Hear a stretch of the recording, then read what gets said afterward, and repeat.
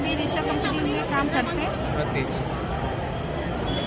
हम लोग रीचा ग्लोबल में काम करते हैं। जितने लोग आए हुए हैं ज़्यादातर वो लेडीज़ कंपनी है, लेडीज़ें ज़्यादा उसमें काम करती हैं। ठीक है, तो लेडीज़ों के हिसाब से अब मशीन जैसे अब हम मैनुअल मशीन चलाते हैं, जुकी चलाते हैं, उसके हिसाब से अब हमारी सैलरी जो है 13,000 से ऊपर है, लेकिन 14,000 नहीं है। अब महंगाई इतनी ज़्यादा है कि देखो गैस पे एकदम पैसे बढ़ गए, रूम रेंट हर साल बढ़ जाता है, मिनिमम कम से कम 500 रुपये। बच्चों का हम लोग स्कूल भेजते हैं, स्कूल की फीस टाइम पर जमा नहीं होती तो हमारे बच्चे वापस स्कूल से भगा दिए जाते हैं। इधर दाल, आटा, चावल, चीनी, सूजी, हर चीज़ पे पैसा है। हम लोग हमसे ये मानिए कि हम लोग जैसे कोई तीज त्योहार होता है ना, तो हम सही से अपने लिए कपड़ा नहीं खरीद सकते, सोचना पड़ता है कपड़े बनाने के लिए, हर चीज़ के लिए बजट बनाना पड़ता है कि अब हम ये सब करेंगे, क्या करें, कैसे करें।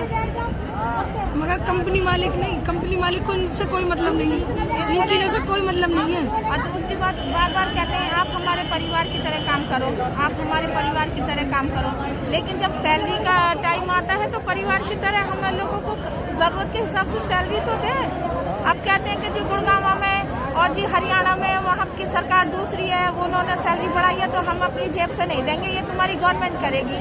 तो हमारी यूपी सरकार में तो और ज़्यादा होना चाहिए, क्योंकि यहाँ पे इतने अगर कारीगर लोग हैं जो मशीनें चला रहे हैं, अगर मजदूर तो है ही, अगर वो पढ़े लिखे होते तो किसी न किसी कुर्सी पे बैठे होते, किसी सत्ता में होते, राजनीति में होते। क्यों इतने परेशान होते हैं? इतनी तेज धूप है, हम लोग यहाँ पड़े घर छोड़ के, किस लिए? अपनी मांगों के लिए कि हमारी मांगे पूरी हो। लेकिन अब बहुत हमारे दिमाग से बहुत हिम्मत करके हम लोग सड़क पे आए कि शायद हमारा कुछ सोल्यूशन हो जाए, यहाँ की सरकार हमारी बात सुने। योगी आदित्यनाथ यूपी के मुख्यमंत्री हैं, कम से कम वो सुने कि जी हमारी इतनी परेशानी है, इतनी महंगाई है, तो कम से कम इतना हो कि हमारा 1 महीने का तो चले। हाँ, इतनी परेशानी भी ना हो कि हमें एक जोड़ी कपड़े बनाने के लिए सोचना पड़े। एक जोड़ी कपड़े कम से कम 1000, 1500, 2000 में बैठते हैं सिलाई विलाई लगा के। हम लोग ये सब चीज़ें नहीं कर, अपनी पसंद का कोई खाना नहीं बना सकते ज़्यादा पैसों की वजह से। इससे ज़्यादा परेशानी कुछ और होगी, ये सब परेशानी है। तो आप लोग कितने घंटा फैक्ट्री में काम करते हैं? ड्यूटी तो जी हमारी 8 घंटे की होती है, लेकिन हमें ओवर टाइम लगा के 12 घंटे लगवाते हैं, जिसमें से 1 घंटा ये काट लेते हैं, आधा घंटा लंच का और आधा घंटा शाम के टी ब्रेक का। ये हमारा टाइम कट जाता है, तो 11 घंटे का तो आपको जो ओवर टाइम होता है उसका डबल रेट से भुगतान मिलता है? 2 घंटे हमें डबल मिलते हैं, बाकी सब सिंगल मिलता है। अगर संडे भी जाएंगे तो सिंगल ही होता है। तो आपकी क्या मांगे हैं? आप लोग धरने पे आए तो आपकी क्या मांगे हैं? हमारी ज़्यादा कुछ मांग नहीं है, हमारी तो ये मांग है कि जो हमारी सैलरी बढ़ा दी जाए। हमारी सैलरी बढ़ जाएगी तो बस अब हमें, और ओवर टाइम है जो हमारा वो डबल हो जाए, तो इस हिसाब से हमारी सैलरी हो ही जाएगी। अपना गुजारे के लायक तो पैसे हो ही जाएंगे। हमारी यही मांग है बस।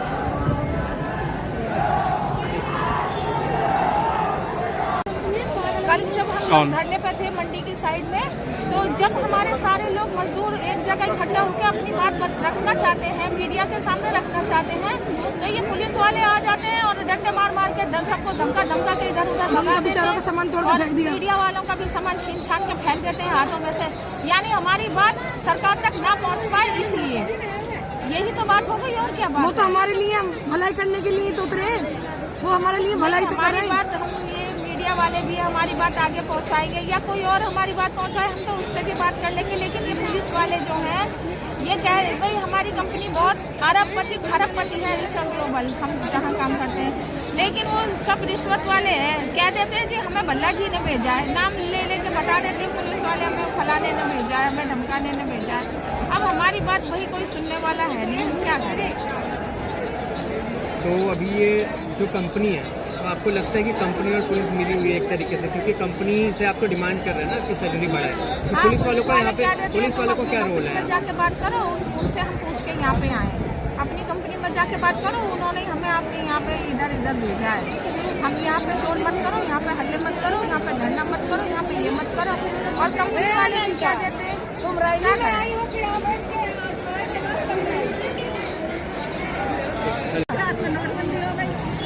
रात में कोरोना का भी हो गया, सब काम एक रात में हो जाता है। हमारी सैलरी क्यों नहीं बढ़ रही? हम काम करते हैं। ये बात सही है। 1 मिनट में नोटबंदी, 1 मिनट में कोरोना लॉकडाउन, 1 मिनट में कुछ भी हो सकता है। GST लागू, सिलेंडर महंगा हो गया, ये महंगा हो गया। अरे तो हमारी बात अधिकारी कितने दिन हो गए हमें, इतने दिनों से हम यहाँ पड़े हैं रोड पे, सड़कों पे, अपना अपना घर बच्चे छोड़ के भूखे प्यासे, हमारी बात क्यों नहीं जा रही है वहाँ सरकार पे?